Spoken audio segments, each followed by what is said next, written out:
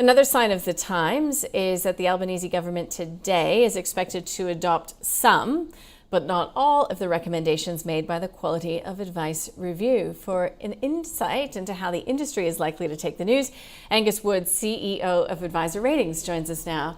Hey Angus, good morning. Good morning, Thanks Nadine. for How are joining you? us. I'm very well, thank you. Listen, advisors have been calling out for some sort of a simplification, some sort of addressing of the real challenges that Aussies have in getting financial advice. Accepting some recommendations, but not all. Is that going to be a disappointment or welcome? This was the industry's popcorn moment, I guess you could say. Yeah. We've been waiting on this for 18 months since the review was announced. It was delivered in December.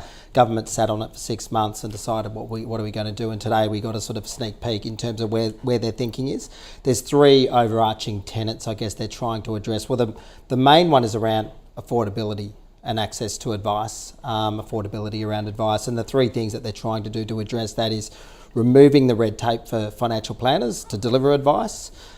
They're looking at introducing superannuation funds very much actively getting involved into the whole advice landscape. Now, they're involved already through intra-fund advice, but opening up that model a lot more, and also the referral programs through third-party arrangements like financial advisors. And I guess the third one is this starts to open the door to more digital advice offerings. So technologies, and you mentioned AI just before, I think we're going to see more and more of that. I know a number of new initiatives that are being rolled out, not the least over in the US. You've got JP Morgan that have released their digital advice coach. They're embedding ChatGPT universally across their business into advice specifically, and you'll start to see that more and more in the Australian landscape as well. Now, is that an existential threat to advisors, or is it yet another tool that will be used to bolster the services offered? Yeah, I think at this stage it's yet another tool. It'd be interesting to see. I guess I straddle the logic in both camps, whether it's an existential threat or not in say 10 years' time. I think what may or may not happen, there's already conversations around whether AI in its current form is going to be regulated to a certain extent and having the consumer protections in place. So you may end up having another layer on AI down the track, but at the moment it's very much being seen as a tool to help advisors. It's I know in the JP Morgan instance, for example, it's very much a hybrid offering where it assists and lowers the costs for financial advisors, and that's how it's being deployed at the moment. Yeah, and also opening it up to more Australians. For simple advice, the thinking is, sometimes it's better to just have the machines do it. One notable feature, as far as we know, is that the banks are going to be kept still locked out. Yep. So, and that's where I think, and hence the digital advice, they're waiting to see what transpires out of that whole digital advice reform. They're thinking that's their way to dip the toe in. But in terms of person-to-person advice, Stephen Jones, on behalf of the government, has made it fairly clear that banks are a no-go at the moment in terms of offering that service. The big leg up is for super funds, and that's where we'll see as the avalanche of those members approach retirement. You've got what's known as the retirement income covenant. So there's now an obligation of the super funds to actually offer retirement services for their members.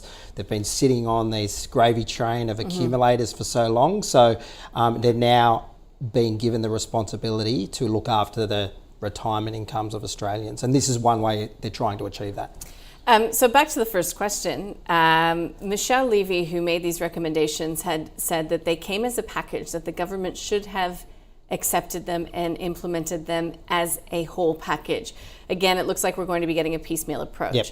Is this positive for the industry? Because it is such a beleaguered industry in many ways. So many people have left, but there is such a need for financial advice in the broader community. Is this a good start? Well, I think it goes to your point. I think the one thing that Michelle Levy will be disappointed in is the fact that it's not a uniform approach where the banks are locked out of delivering advice. That said, I think, speaking to colleagues this morning, seeing the chit-chat on Twitter, seeing the chit-chat on LinkedIn and the like, I think generally it's going to be received quite well. Obviously, the consumer groups are a little bit concerned around protections being removed. So things like best interest duty. That said, will it remove that? The advisors that have suddenly remained in the industry, the level of training that they've undertaken in the last 10 years, they've very much been ingrained around in terms of what represents good, responsible advice, good ethical advice, and those sorts of things. Genuinely, I think the advisors that are left in the industry are going to welcome this news.